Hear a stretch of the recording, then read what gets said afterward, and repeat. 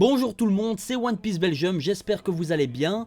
Aujourd'hui, on se retrouve comme chaque jeudi pour la review du chapitre de One Piece et cette semaine, c'est le 861. C'était un bon chapitre, pas autant que celui de la semaine passée, mais il était quand même pas mal. D'ailleurs, pas de chapitre la semaine prochaine, si vous ne le savez pas, je vous le dis.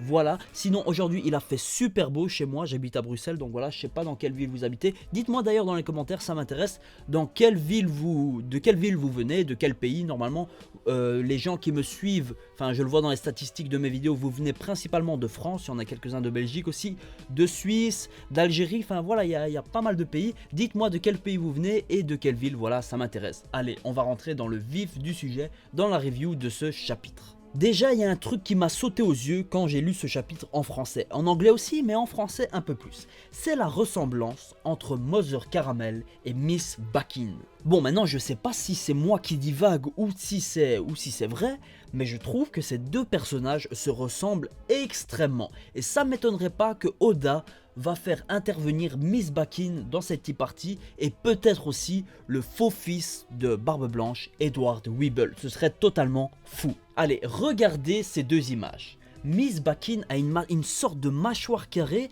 et Mother Caramel a presque exactement le même, presque aussi le même nez, bon les sourcils pas trop, mais voilà. Mother Caramel, cette photo, elle a dû être prise il y a normalement longtemps, donc niveau ordre chronologique, niveau temporalité, ça se tient un peu, parce que normalement Mother Caramel doit être bien plus âgé. Maintenant, si la photo a été prise il y a je sais pas combien de temps. Maintenant, Mother Caramel, c'est qui par rapport à Big Mom? Moi, je pense peut-être que c'est sa mère, ou peut-être que c'est quelqu'un qui l'a sauvée quand elle était petite, dans un orphelinat, ou je ne sais quoi, parce que quand vous regardez un peu l'image, elle a une sorte de tenue de soit de nonne, ou de mère d'un orphelinat, ou de je ne sais pas, mais elle a une tenue assez bizarre. Maintenant voilà, les paris sont ouverts, moi je dis que peut-être que c'est Miss Bakin, j'avais dit que c'était peut-être Jewelry Bonnet, mais bon, ça s'est avéré totalement faux, et je l'assume. Maintenant, elle ressemble aussi, cette Mother Caramel, à, vous savez, la vieille femme dans l'île de Amazon Lily, là, elle s'appelait Neon, je pense, ou quelque chose comme ça. Elle ressemble aussi à la vieille personne qui a donné un parapluie à Eau Rouge. Vous vous souvenez, le parapluie qui a dû normalement protéger Eau Rouge de l'île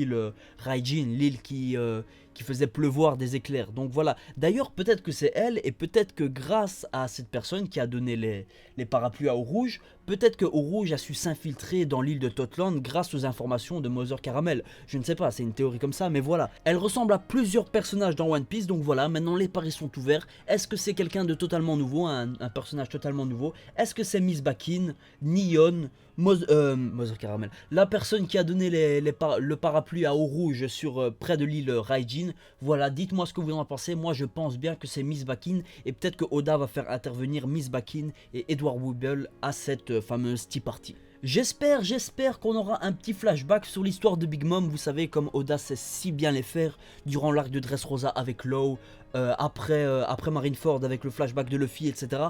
J'espère qu'on aura un petit flashback sur, vous savez, peut-être l'enfance de Big Mom.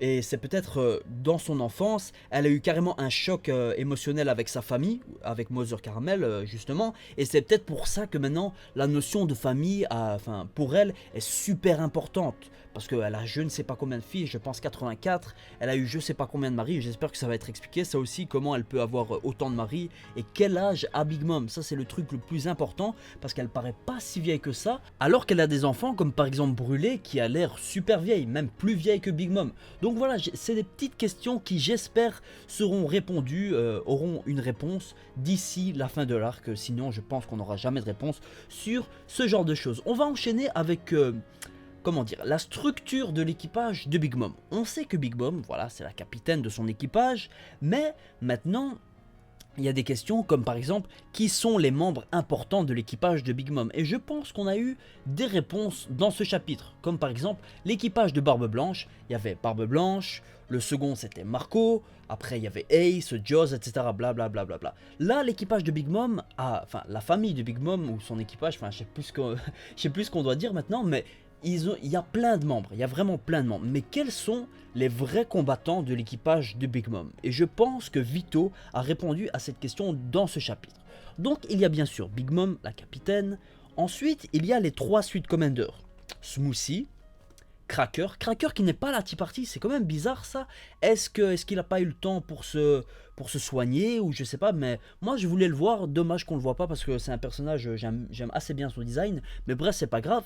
Et ensuite il y a Katakuri, le personnage super badass que tout le monde a kiffé, je pense, tous mes amis l'ont kiffé, moi aussi sur internet tout le monde a kiffé, sur YouTube aussi, donc voilà, on l'a vu dans ce chapitre, d'ailleurs c'est bizarre, il a toujours comment on appelle ça, voilà, son écharpe sur sa bouche, c'est bizarre, alors qu'il avait une pomme et une sorte de pomme qui était croquée. Donc voilà, c'est bizarre, peut-être un fruit du démon ou quoi, je ne sais pas.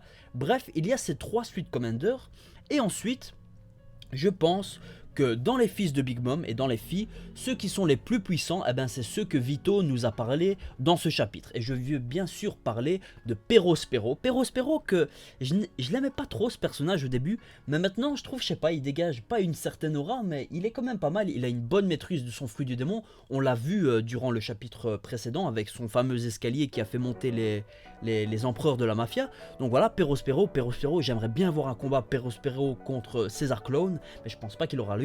Bref, il y a la fameuse fille de Big Mom, la fille la plus âgée, qui s'appelle Compote. Compote qui a, je pense, le fruit du démon des fruits, parce que c'est la ministre des fruits. Ensuite, il y a le troisième fils de Big Mom, qui s'appelle Daifuku, ou Daifuku, je sais pas. Bref, on l'a pas trop vu, c'est dommage. Mais bon, bref. Ensuite, il y a le 4e fils de la famille, Charlotte, qui est, je pense, un bon combattant aussi de l'équipage de Big Mom, qui s'appelle Oven. Donc peut-être le fruit du démon de la pomme de terre, comme vous savez, Oven, c'est un lien avec les pommes de terre, les chips et tout ça. Il y a une marque de chips Lace, c'est pas du tout un placement de produit ni rien, mais qui fait des chips Oven, je pense. Ça veut dire cuit au four ou je sais pas.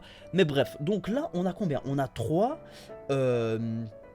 4, 5, on a 5 personnages qui sont quand même pas mal dans l'équipage de Big Mom.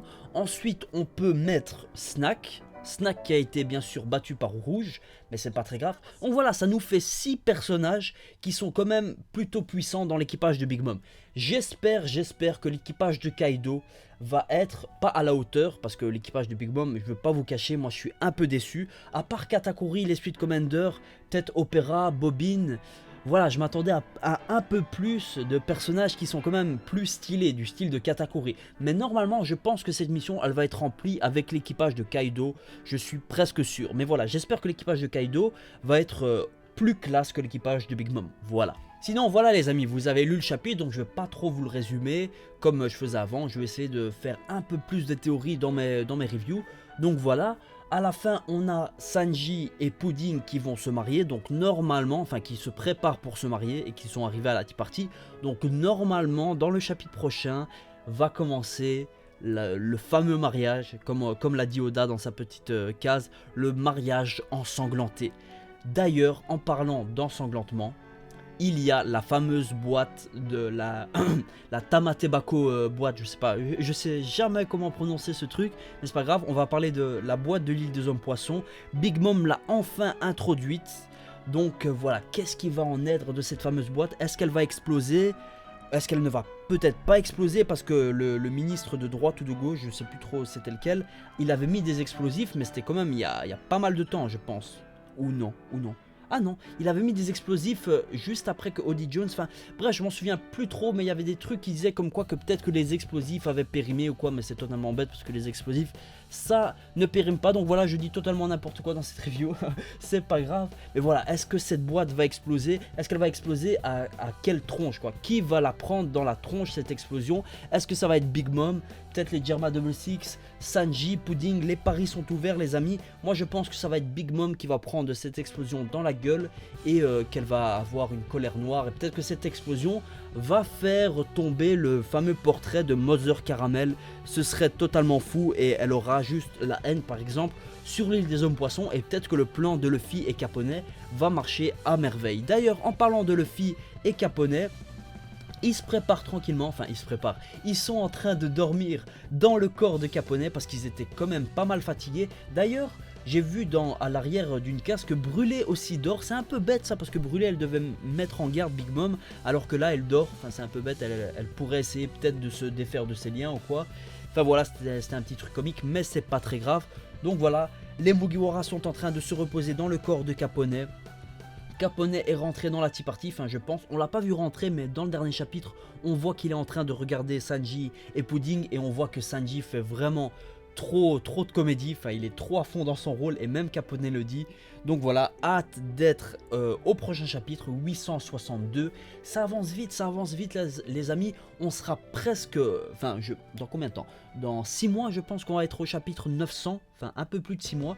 Si Oda prend des pauses souvent comme il le fait d'habitude, on sera peut-être au chapitre 900 dans un an. D'ailleurs Oda a pas fait de pause depuis un sacré bout de temps, depuis 5 chapitres. C'est je pense un record depuis 6 mois qu'il avait pas fait ça.